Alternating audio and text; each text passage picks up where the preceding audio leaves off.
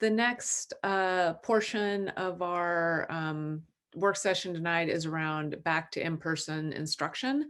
And I'll just say again that the Ready School Safe Learners guidance dropped today about 1 o'clock, and then we were getting updated for it till about 4 with it for about till about 4 o'clock this afternoon.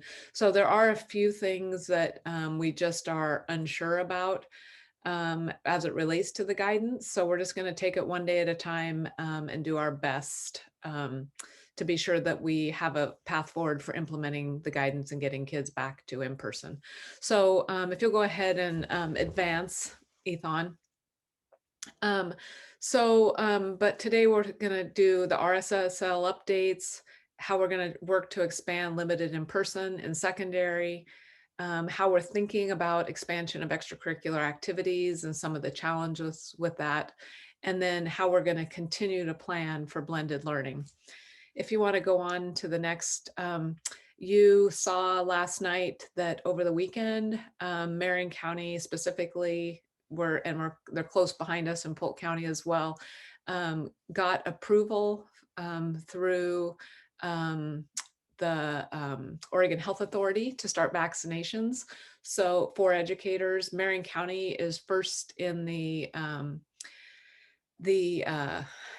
state to do this. We have lots of other superintendents wondering how we pulled this off. I thanked our county commissioners for their work and our close partnerships. This is a time when partnerships have paid off because we had these partnerships before COVID and they've strengthened during COVID. And when we need to implement something, our partnerships are already solid. So that really helps. We know who to call. So we've had a number of employees that went to the fairgrounds and were approved because they were approved by Marion County as part of Group 1. People like our speech and language pathologists, our special education teachers who are caring for medically fragile kids, bus drivers who transport them. Those were considered Group 1. We got that approval through Marion County Health Department. And then we were able to start today with other educators within our system. My guess is we may have had 1,000 or more educators today, but I don't know that for a fact. I'm just guessing by the lines.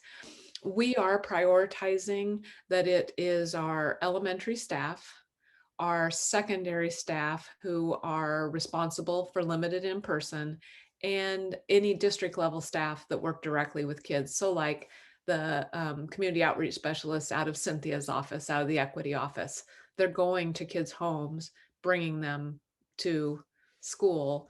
And so we prioritize those sorts of district level positions. The authority that Marion County got did not force us to prioritize, but we know based on the supply of the vaccine that it was really important to prioritize. So that work was done by our commissioners and Marion County Public Health over the weekend. And we just have to continue to send our appreciations for Salem Health, Marion Polk County Health Departments, and our county commissioners who are really pushing the state forward in these efforts. We're way more organized and articulated than a lot of places. One thing I heard today is there is a New York Times article, I believe, I hope I have it right, it's called Underselling the Vaccine. And the New York Times article really talks about the importance of the safety of the vaccine and some of the 4 to 5 key things about the vaccine that I think is just a great article and we should be talking about. I did a first glance through it this afternoon and I'll get you the link to it in your email. But again, important to talk about the importance of vaccination. The goal is to get to that herd immunity so that we can get kids back in school fully at some point in the future. That means everyone back in without face coverings and without distance, but we have to have herd immunity first. So that's part of that. So the next slide is related to the metrics. They did change the metrics. So you'll see that greater than 350 is now the new metric. That was at 200. And the metrics are now advisory. But I want to, even though this is small, I really want to center your attention on the yellow or the orange and the red columns, because that's our signal of, that's the advice they're giving us. And in order to move into blended learning, we have to take what our metrics are telling us and figure out how we start slow to begin expanding based on our recommendations locally. And so if we were in the yellow right now, we would be having a really different conversation about how do we get more and more and more kids back in person. But for right now, as being in the red, I think we're at 480 something for our metrics per 100,000. They did drop in Marion County. They increased a little bit in Polk County, but so decrease in metrics is good, but we've got to persist in Marion County on the safety protocols in order to get more and more kids back in schools. So at this metric level, we will have to start really slow and prove that we can do this, and then expand as we prove that we safely do it. We practice our safety protocols. We know if we follow them, kids are safe at school, and then we start the next grade level. So know that that's an important thing. The next slide just highlights a couple other things that came out today. So yes, the metrics are advisory. On-site testing is going to be required for counties or school districts that are in that red column in the high risk area. So that's going to be required on March 1st. What I believe happened this afternoon is that Oregon Health Authority released their toolkit or guidance or procedures for how schools will have the ability to do on-site testing.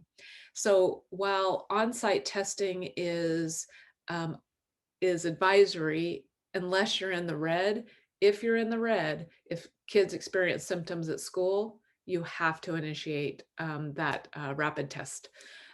There are tests, as I understand it, that are pretty easy and can be self-administered. But again, we've got to look at that guidance that was supposed to be released about 4 o'clock today from Oregon Health Authority. So that's a hiccup in our system that we've got to figure out. What does it tell us? How do we do it?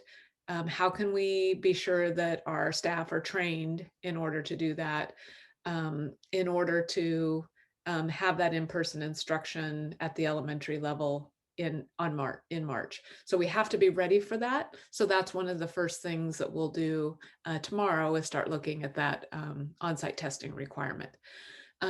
Athletics, PE, visual and performing arts, they're still aligned with our county metrics. So if you remember our county metrics, things like gyms aren't open. Large gathering spaces aren't open. So some of those things that we bring in, like PE, they're still aligned to county metrics. ODE is trying to pull those apart. I think they may have the PE one pulled apart, but again, without time to fully read the depth of the guidance, it's I don't quite know how that plays out yet. So when we get to that point, we're going to say we don't know yet. And the other clear thing in the guidance was there are things that are required, and you have to do those things that are required. That's how you get the COVID liability protection that the state legislature passed whenever they passed it, December. So the requirements we have to follow. There's things that are advisory or your choice, some further recommendations. So we, again, have to go through all that guidance to be sure that we're meeting all those before we can reopen. And those haven't changed a lot, but there's some little changes that I saw initially that we'll just need to check our systems. Again, how we also are sure we can do the contact tracing and the on-site testing and start slow. And what's that look like on buses? All of that we're kind of worrying deeply about tonight. Even though at the same time, I just need you to hear me, like we are still working hard and are committed to figuring out how we bring back our youngest learners in person as quick as we can. So that's still, even after what felt like hard news today, we are still on that path to do that. And you'll see what our timeline of what we're thinking about. I think another key important thing that I know our community members often ask about is what about state testing? ODE is still pursuing a waiver for SBAC state testing, and we'll know more about that later, but that's still in the mix, and we're hopeful that they get approval in that. There's, of course, a transition in DC, and how that transition interacts with states will be new, and that waiver process will go into that. All right, so next, Dr. Sproles, I'm going to turn it over to you. Thank you. One thing I would just build on what Superintendent Perry just said is for the testing waiver, we have heard that ELPA 21, which is our English language proficiency assessment, which impacts about 30% of our students, will still be required, as well as progress monitoring testing for students who qualify for an IEP or students who have a disability. So those two testing components will still move forward because they're essential to be able to have those students qualify for those additional services. So here's the timeline as to put some dates to what Superintendent Perry alluded to. So we are still on track to begin a blended model for our earliest learners for K1 as early as late February. I think I might be getting some, are you hearing that there's a little bit of an echo? There's normally an echo when somebody is running their computer in the same room as somebody else, or if you have dual machines going at the same time, like an iPhone or an iPad, or and a computer at the same time. I think magically, Dr. Udosinata, when you came on, it solved it. So there's some magic touch that you have that I don't hear it anymore. I didn't hear it. It's about time. I know. Finally, you come through. So we're still shooting for a late February, and we have been getting a lot of questions saying, can we just have a specific date? And we still have logistics that we need to work out on a specific date. Some of the things that are in the Ready School Safe Learner guidance that just came out this afternoon are going to require us to figure out and problem solve. We have been working very collaboratively with our teachers union and our classified union to be able to problem solve these models. And we have a meeting with our teachers tomorrow afternoon that we are hoping to get more feedback on. So in late February or March, then we'll add grade levels incrementally. And again, this is working in coordination very closely with Marion and Polk. And their suggestion was that we add a grade level, stabilize, make sure things are solid, make sure we're following our blueprints and our protocols are in place before adding another grade level. So that's exactly what we're going to do in constant communication with Marion and Polk. Our hope is to still have a K-5 blended model to be able to get it up and running for about a week before spring break so we can see what that stabilization looks like. It also gives us that if we do need to isolate some cohorts, we have spring break for that time.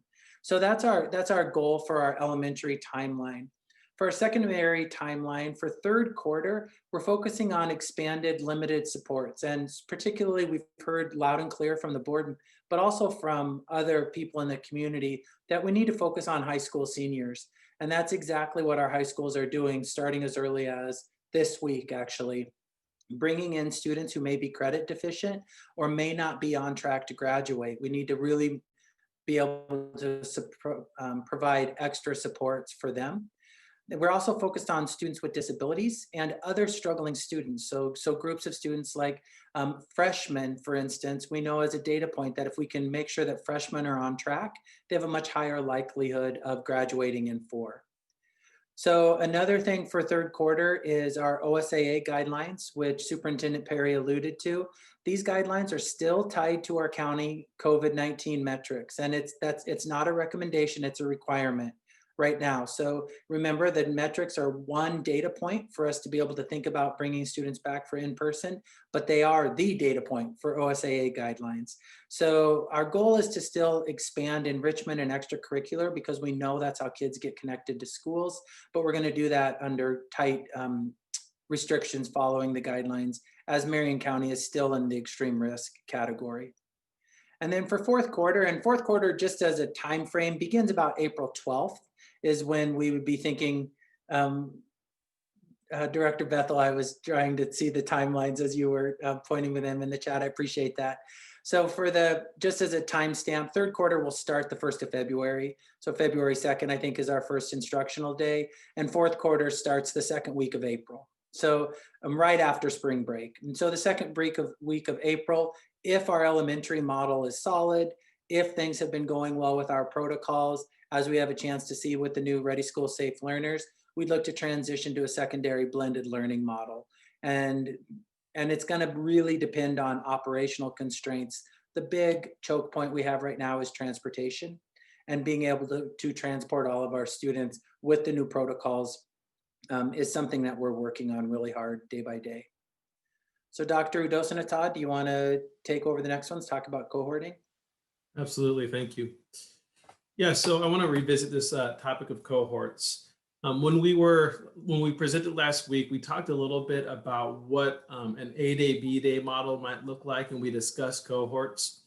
And what I want to do is speak with you just momentarily about what cohorts are, why cohorts, and what are the parameters for cohorts.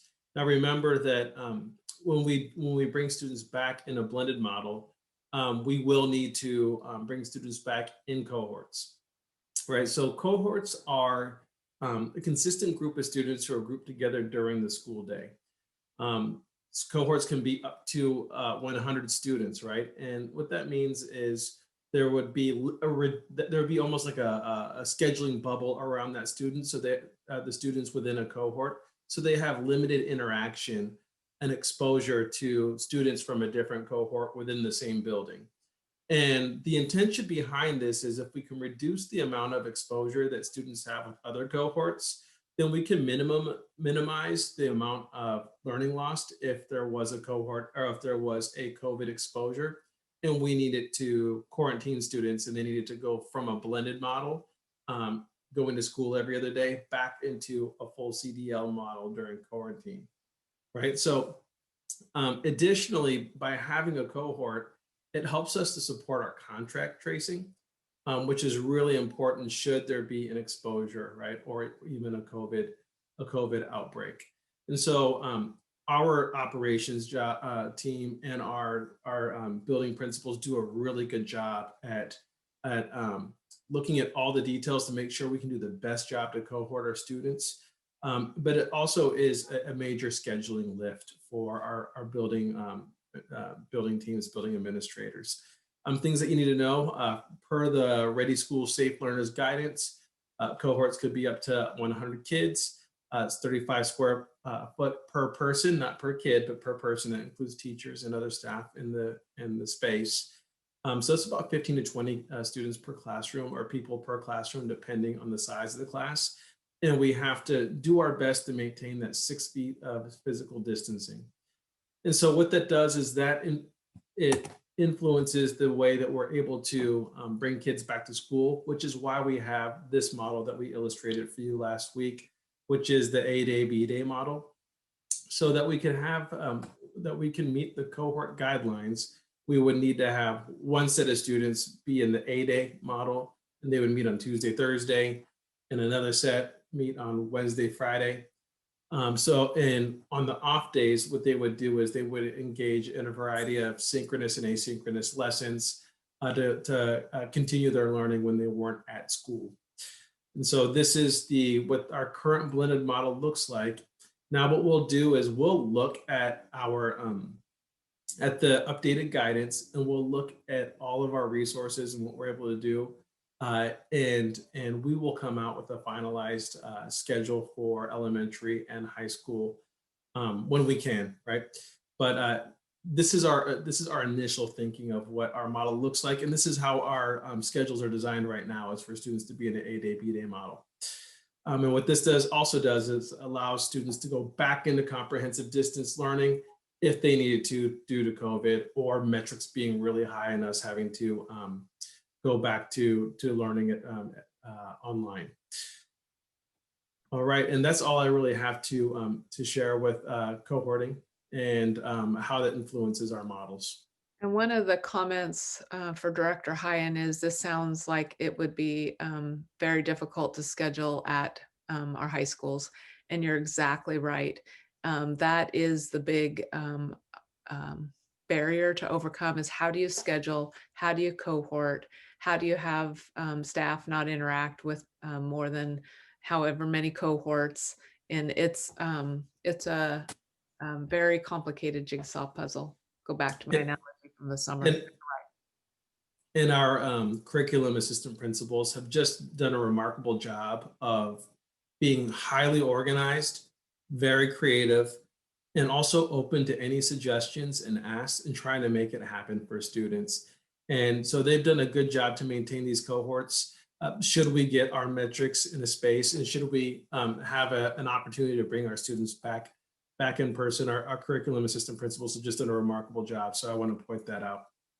Could I just add one thing to that, Director Hyen? That I just think it's important for us to understand the trade-off of cohorting is lack of choice, which our high schools are built around students being able to choose what classes they want, which makes creating cohorts almost impossible. And Lynette, you can speak to this, but even a person, at a school like McKay, you probably have contact with 400 or 500 students easy in a day if you run through your entire day with choice. And so that's what we're trying to straddle here. That's the complexity, is that we have lots of seniors who have totally unique schedules just to them. And then try to figure out how to cohort that is very complex. And one of the complexities at all levels is finding creative ways to have instruction with specialty teachers or services from specialty staff. So we're thinking PE teachers, music teachers, librarians, those who would normally interact with every single student in the student body within a given week, and finding creative ways to make sure that all students have access to PE, music, etc. The library, while also making sure that we wouldn't have to close down the whole school should that staff member be exposed or infected with COVID. And there's some creative solutions that we're looking at with that. So I believe John Bate will speak about substitutes. Yeah, thank you. As we think about bringing students back, that means, of course, staff will be back in person. And one of the things that we have been adjusting to in CDL is that with the ability to do synchronous and asynchronous learning, we have had less reliance on our substitutes. But I wanted to take a moment and do a shout out to all the substitutes who currently work and have worked for us, and give the board a little update as to why we're monitoring this, so that we're well equipped to support students as they return, when they're able to return in person. Right now, we do utilize substitutes in our CDL model, and we have a team of folks that are covering those vacancies for us, and we're grateful for that. We have active communication with the folks in the substitute pool throughout the year. And I was pleased to be reminded recently that many of the folks who continue to be signed up to substitute for us are really waiting for in-person assignments. That's really what they thrive on and look forward to. And so we know we have a large group of folks who are just waiting for that to happen. And because they are district employees, we've been able to communicate with them that as the vaccine is available to our staff and our educators, they too can participate in that process. I want to just let the board know that all throughout this year and every year, we continue to hire substitutes every month of the calendar year, and that's currently happening. This year, we knew that it was also going to be a lot of new uncharted territory, and we felt it was important to increase the hourly rate that we provide our substitutes. And so I'm pleased that we've been able to do that, and hopefully that will continue to honor their work, as well as put us in a position to make sure folks want to come to Salem-Keizer to do their substituting. And the last thing I'll mention is that we have ongoing relationships with our universities, allows substitutes to begin working when they finish a program but are waiting for their license. The Teachers Standards and Practices Commission works with us, and provides an opportunity for new teachers to do that.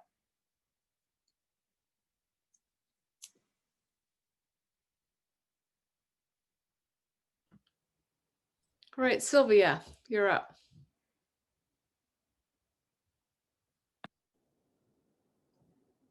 Thank you, Superintendent Perry. Can everybody hear me? I didn't get a mic check, so I just want to make sure you all hear me.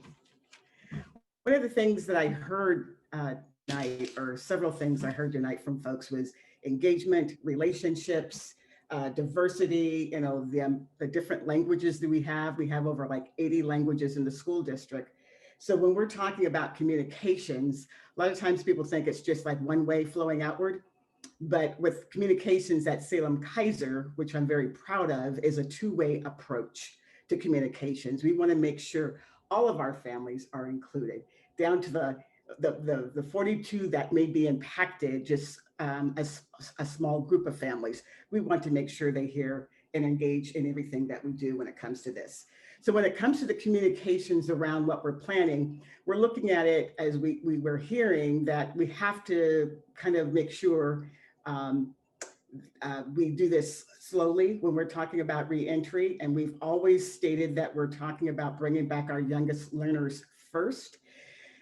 This communications timeline focuses on elementary. That is the sequence that we're in right now. And I do want to say to everyone, this doesn't mean that secondary is not planning.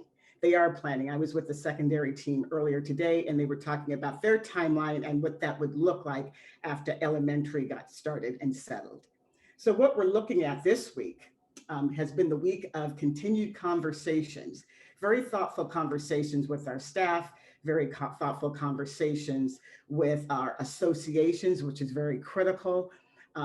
Getting lots of calls from press. And like I said before, we want to make sure internally we're all on the same page, we're all in agreement before we take it out to our families.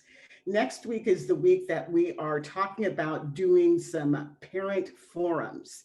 And these parent forums are going to take the shape of 2 parent forums, but other outreach activities as well. So it's critical for everyone to understand that, again, we have other languages in the school.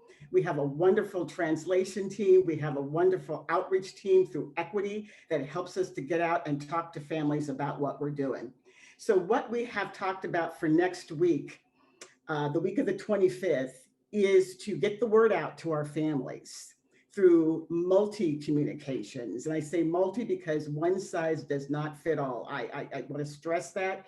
We have a variety of different ways that we do this, from grassroots to digital.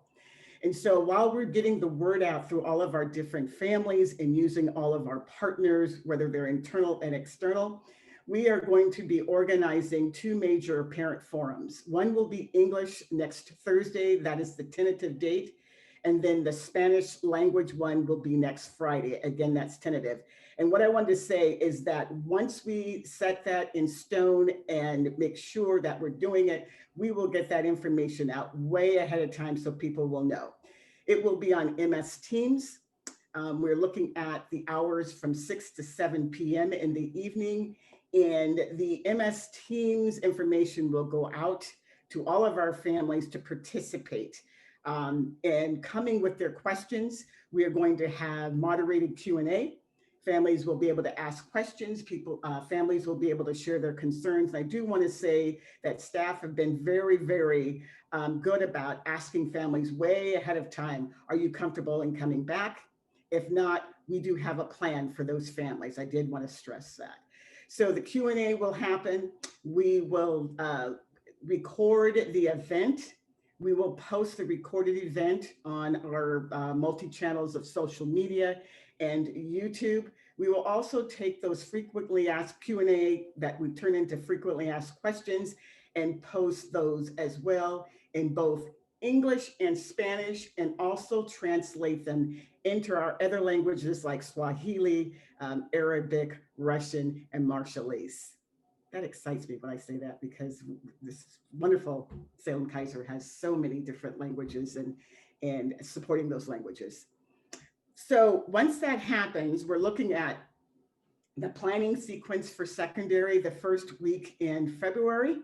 And then February 8th, we're looking at school-based Q&As. The principals will lead that.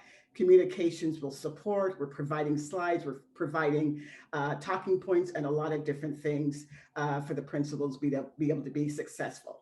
And then from there, we'll be talking about secondary, and that's more to come. I wanted Questions? to do a quick shout out to SKEA, and I know Ask ESP is right behind them, but SKEA is coordinating a full member and administrator convening around thinking about elementary schedules. And like I said, I know Ask ESP will be next with that. So huge shout out, because we're doing all that two-way feedback as we think about what the schedule might look like. So it's been a great partnership. Yes. Thank you. And next up, we have an operations update by Director Mike Wolf, or sorry, Chief Operations Officer Mike Wolf. Thanks so much. So I think I'm batting cleanup tonight, so there will be a couple more slides. And so just wanted to give you all a quick rundown of where we are from an operational standpoint in these key areas. So clearly our facilities department is focused on the cleaning protocols, classroom configurations, where we're focusing on the hybrid blended at elementary and supporting expanded LIPI at the secondary. We're also maximizing our air intake and our ventilation systems. You know, we had made all those adjustments just before the wildfires. And so we know they work because there was pulling in a lot of, smoke.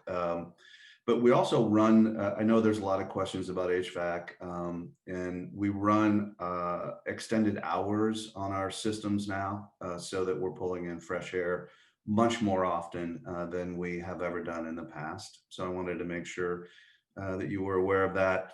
And our construction and maintenance programs are still on schedule. It's nice to be able to report that some things aren't changing. And so the bond program is still moving forward quite nicely. Transportation, we're focused on moving kids pre-K 12 in LIPI. Also, our transportation system is one of our major food distribution systems at this point, with about 48 sites and a little over 320,000 meals to date through our transportation hub that we have set up at CTEC. One of the things, and I think Craig mentioned this, as we move into the planning for blended, it will be a resource issue for us to overcome. There's no doubt about that. And the more efficient we can be, the better we'll be able to meet the needs. And that's really through our routing and scheduling folks. So they've been doing a great job. And as we continue to implement over the next several weeks, we will also be assessing the capacity that we have in transportation and other areas, but mostly transportation right now, to continue to support our blended and LIPI models.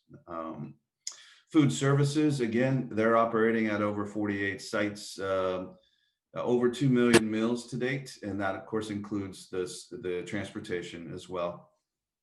When we move into the hybrid model, that will strain our capacity in food service as well. It's logistically more challenging and more staff intensive because we're not currently operating at all of our school sites. And so again, just an opportunity for us to take on. Risk management, of course, the focus there is on managing, mitigating, and eliminating risk. There's only so much you can do in eliminating COVID-19, but the group is actively monitoring all identified COVID-19 positive cases associated with our buildings throughout the district. And they also serve as the primary liaison with OSHA. So any of the complaints, you'll notice that there are some more requirements for OSHA in the latest guidance that came out, and that's our risk management function is the key there. Of course, we have our district operations center. That's really the umbrella organization with multiple disciplines and experience levels that comes together twice a week, Mondays and Wednesdays. That really provides a continuity of operations from day to day and week to week for the district. I'd also like to mention two other areas. Our district health authority, which has a very active role in the DOC. That's our lead district medical professional and the expertise that allows our DHA administrator to be the lead liaison to our local public health authorities, and it's paying huge dividends for us. And also the COVID-19 response team, which is really HR, our DHA medical lead, risk, and communications. And that group is very active, and Sylvia's a very active member every day. There's a stand-up meeting to go over all of the issues that we're dealing with. And that's really all staff and student tracking and monitoring of COVID. And again, additional coordination with our local public health authorities as well. And I would, before you slip over to the next slide, I'd be remiss if I didn't acknowledge our other departments that are working. John obviously talked about substitutes, but HR is doing much more. We also have our budget and financial services that's keeping everything moving, right? When you don't hear about them, that means people are getting paid, and that's a good thing. And of course, technology is doing everything to keep everybody moving. So we appreciate all of that effort. And then the last slide is really, it's things to know. And these are just some one-pagers that we've put together, and we'll continue to keep updated. Everything from left to right of cleaning, everything you always want to know about cleaning protocols is right there in the one pager. We also have lots of guiding documents, and so thought it would be a good thing to put a one pager together to show you where to find them. And then finally a help guide, which covers everything from, gee, what is the district health authority? What do physical distancing coordinators do? What is PPE and how do I get it? Who's in my building? How do I know? How do I get transportation services for students? And what is this thing called COVID-19 response team? So that's kind of a quick rundown of operations in the district, and I'll turn it back over to Superintendent Perry. Yeah, I will open up for questions in just a minute. And I just think, gosh, there's so much that we keep saying we can't do or we don't do, but we also continue to pivot, continue to grab the latest guidance and process it. And I think on many levels, while we want kids back in person, we should be really proud of the work across the district, from teachers to all departments. Again, just everyone continues to show up every day. And so we feel like that's a good day. So with that, I'm going to open it up to questions. Our plan is that every time we meet with you, we'll give you an update. So and again, next week, even though you're going to work on board development, we'll give you any update we have, and especially as we've dug into the guidance more. So what do you have for questions? I think one is the things to know on our website, the documents of the things to know. Sylvia, is that on the website? If those are fairly new documents, unless you didn't give them to us, Mike, but I'm sure you have, they should be on the website. I'm going to say yes. Okay.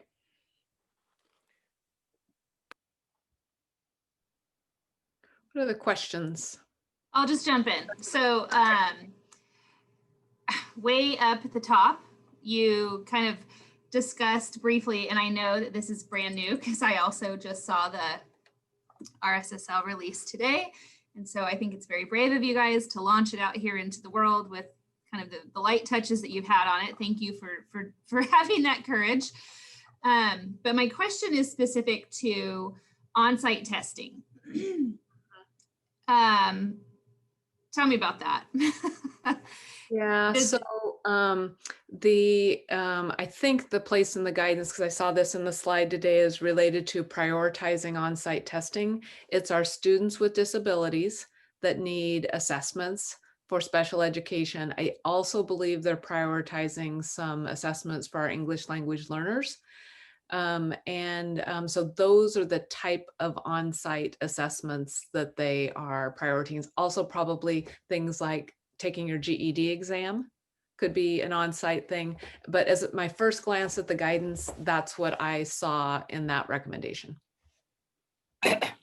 Okay. So I must have misunderstood entirely because I connected that to COVID and No, you it guys is needed COVID. to No, be okay. administering on-site tests of the COVID test. And I was a bit like, Oh, No, wait, two okay. different types of testing. Yeah, Yeah. there is a requirement on March 1st that if you are a school district in the red category, so above 350 per your metrics, that if you have kids experiencing symptoms on the school site, you have to allow an administration of a quick COVID vaccine test. Those are also the guidance that's coming out from Oregon Health Authority that should be posted tonight. Fingers crossed. I believe there's some permissions that are required. So I have not seen all the details on that, but it is a requirement if you're having any kids in person on March 1st and you're in the county or you're in the red zone. I'll just say it like that. But as I saw it, that was a requirement. The tests are coming from the federal government, as I understand it, and I also understand the tests are free. That's as much as I have on the on-site COVID testing. I think it would be beneficial to have some community information around that because I, as a parent, don't know that I support that for my student. And so that might be a decision factor for whether I choose to allow my child to come back to school in person. Because it is a big deal to certain communities because that is a medical component and some families will opt out. So I know this is all new, but I just that alerted me just knowing who we have out there. That should be one of our topics next week that we come back with, because that'll give Jody a chance to really view our school health authority nurse. That'll give her a chance to really review the guidance and how it's coming at us and the toolkit with it, permissions, all of that. And so I think we'll bring that forward to you next time because it's also a good place for you to ask some questions of us as parents. And then how do we present that to the public and to our parents? And the other worry I got this over the weekend was about our intergenerational families who have intergenerational living, and how are we sure that if we have a positive COVID test, that parents and grandparents who are all living together understand, if their first language isn't English, what they need to do, what's required, because some of our kids are living with very elderly grandparents. So that's the other thing that I think is a equity concern wrapped up in that. And I don't know if this is food for thought information, but just two things from my day job. We've executed more vaccines in Marion County than we've had COVID positive people to date by more than 2,000, which is awesome. And also we have not hit what we expected to be the post-holiday spike. And our tests have been very consistent, still the same number of tests over the last few weeks, and our numbers are starting to decrease. So we just need to keep doing the right things, and we need to be very positive, and communication is really important. Yeah, and some of the things we saw today also in some of the presentation was around once the numbers start to decrease, people get lax in the safety measures, and we cannot have any lax in our community spread in the safety measures. So as cases decrease, they call it the pandemic fatigue starts to set in, and you're so sick and tired of the pandemic that you think, oh my gosh, I can do this. So really important is to continue to have those numbers down. And I think the next 7 to 14 days also is really critical time for us as they are thinking about what does that second winter spike look like in counties. So I think the message is be persistent with community care around the virus.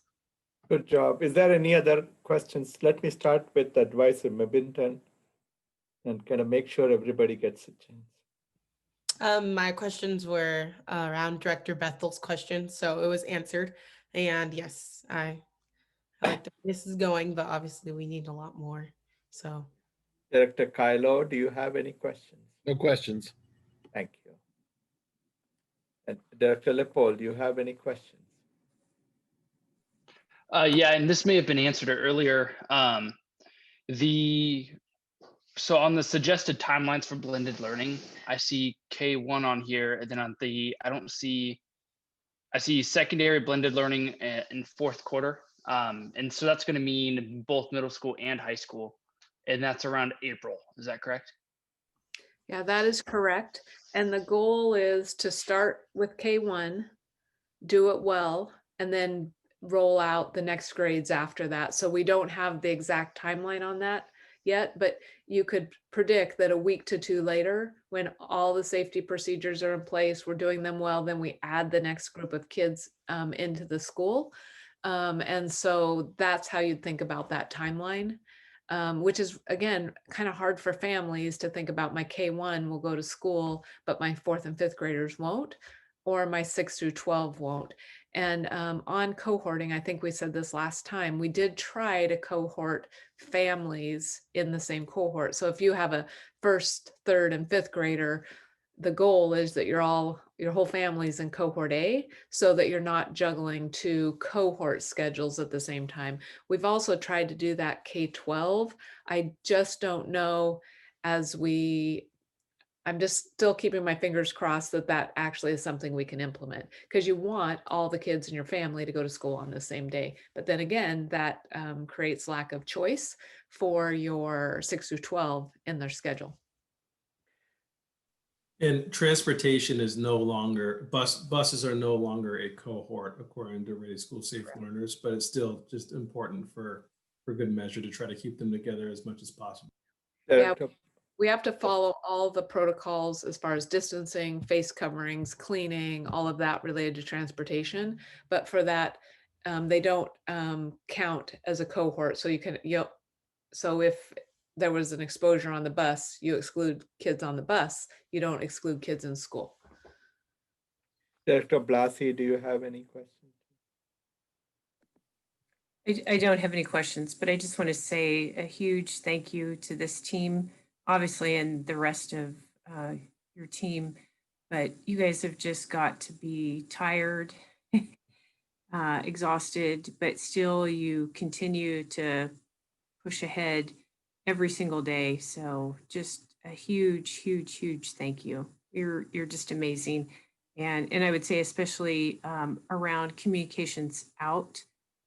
Even though the communications change, I think the fact that you're pushing out communications on a regular basis, it's incredibly helpful to the community. So keep it up and thank you. Well said, Director Blasi. Director Goss, do you have any? You have to unmute.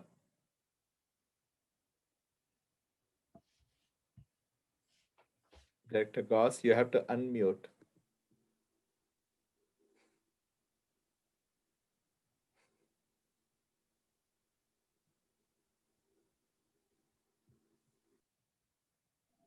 Okay, got it?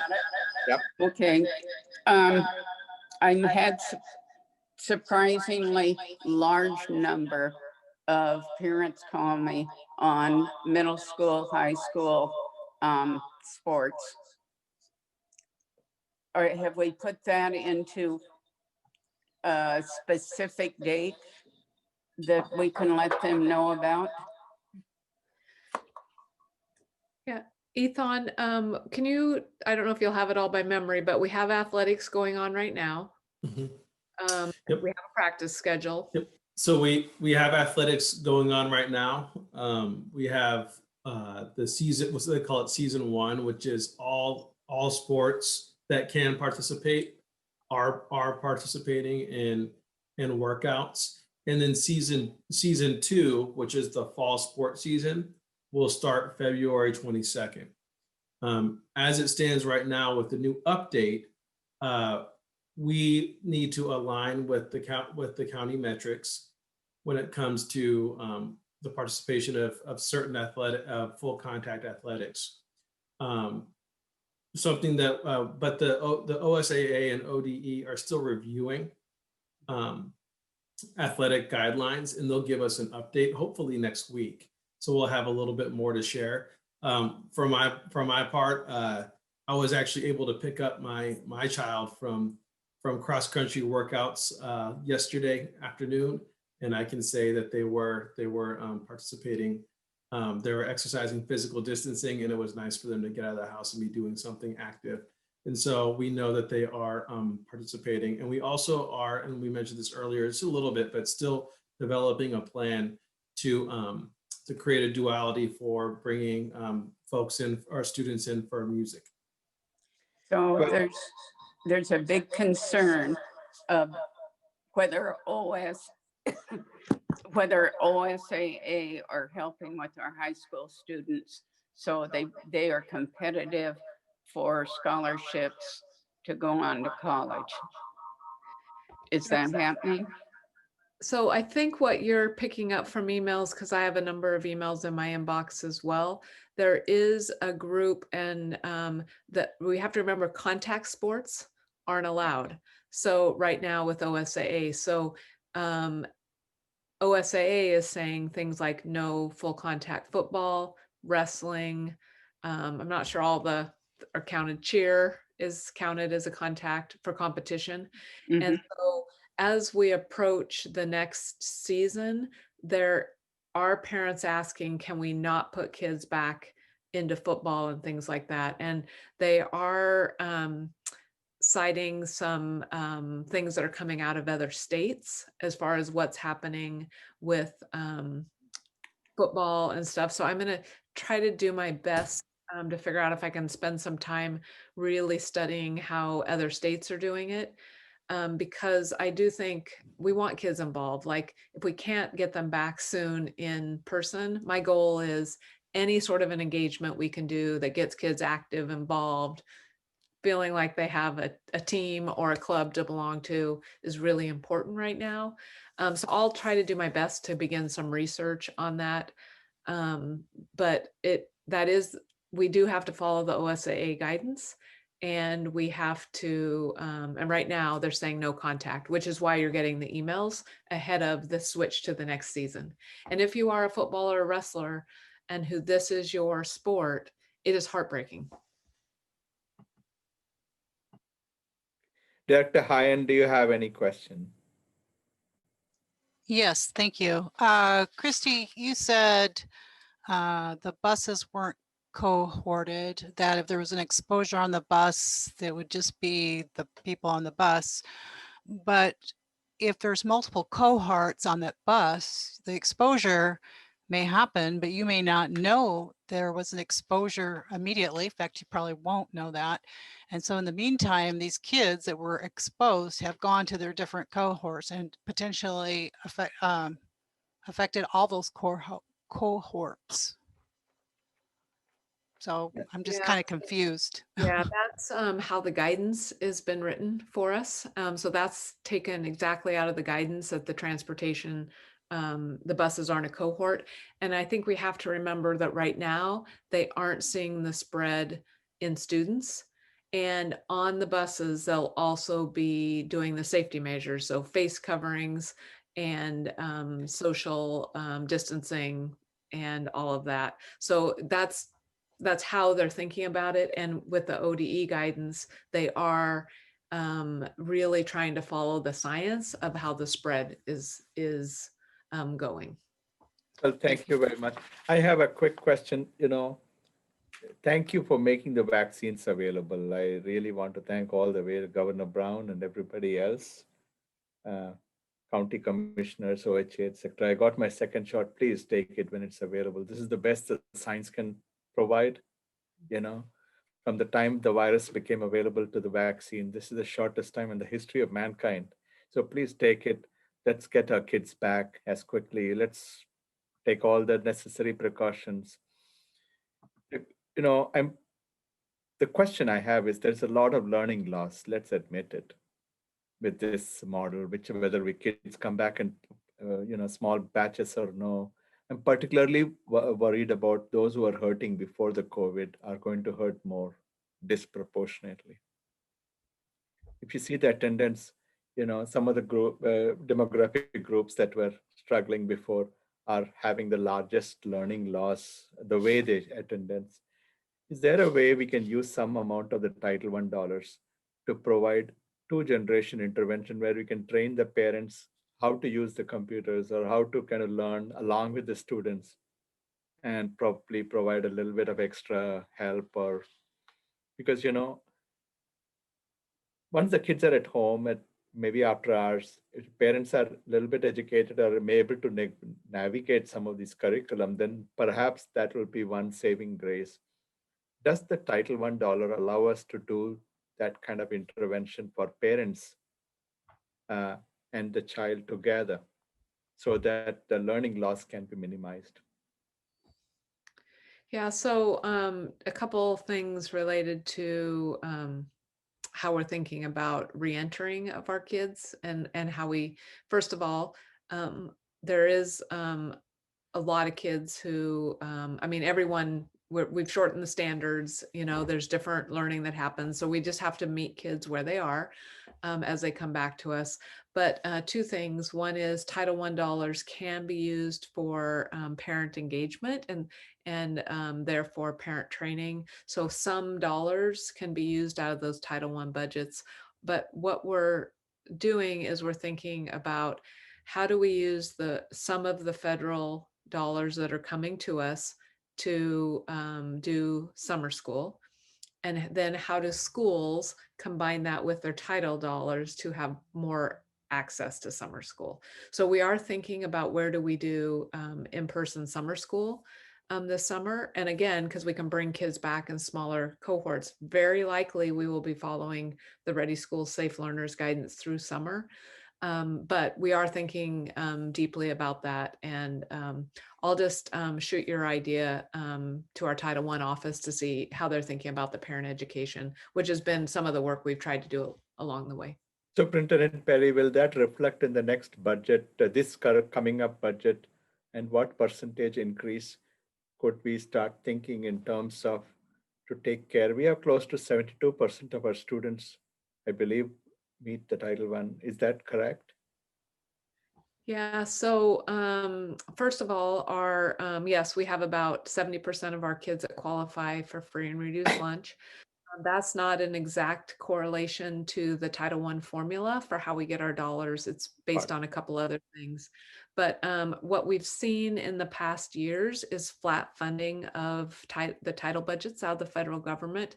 And in some cases, those have been decreased from the federal Title I or the federal title budgets. So while we know it's important, we also don't see that level of importance that comes generally through our title dollars. And as expenses rise, the dollar you got 5 years ago doesn't spend in the same way the dollar you're getting now, and we're still getting the same dollar. So while I would love to say it would be reflected, it can only be reflected in the budget based on what I understand the allocation is going to be from title. We won't see our title allocations generally until May or June anyway. So we sometimes start the next school year without knowing exactly what we'll get in our title budgets. For our general fund, we have to remember we're in a legislative year. The governor's budget that was released in December is not a full roll up of K-12 budget. It's below our current operation level, which is normal for December. That's why we're just going to wait till we can get the legislature in session. And we then have to think about what the revenue forecasts and what all the competing demands are going to be on our state legislature related to kids learning loss, related to business recovery, related to mental health services. So yes, I want to say I will be able to come with an ad and think about recovery services in that. The reality may be that we'll be able to barely hold status quo in the upcoming budget cycle. But we are looking at about, I think, $33 million in federal relief. And we are taking, of course, we don't have a final number. We haven't gotten our allocation, and we're just doing back of the napkin math. But we are thinking we're going to initially prioritize for about $4 million to put towards summer school so that we can have summer recovery programs in every school, even the schools that don't have Title I funds. And we also have to remember that if you spend $1 at a non-title school out of the general fund, you got to spend $1 at a title school. So there's all those supplanting issues that we have to work through as we think about that as well. Thank you very much. Okay, Vice Chair Bethel, or I don't know who raised the hand, both hands went up. So we'll start with Vice Chair Bethel, then we'll go to Director Leopold. So I wanted to go back. I apologize. I feel like I should know this, but I don't. For secondary education, when we go to hybrid, my daughters are on Tuesday, Thursday. So they're going to go back to in-person on Tuesday, Thursday. And then Monday, Wednesday, or Wednesday, Friday, they're going to have at-home learning. And so is that at-home learning going to be self-led learning, and somehow the teacher splits their time, or are they just going to be dedicated to their teacher learning on the days they're in person?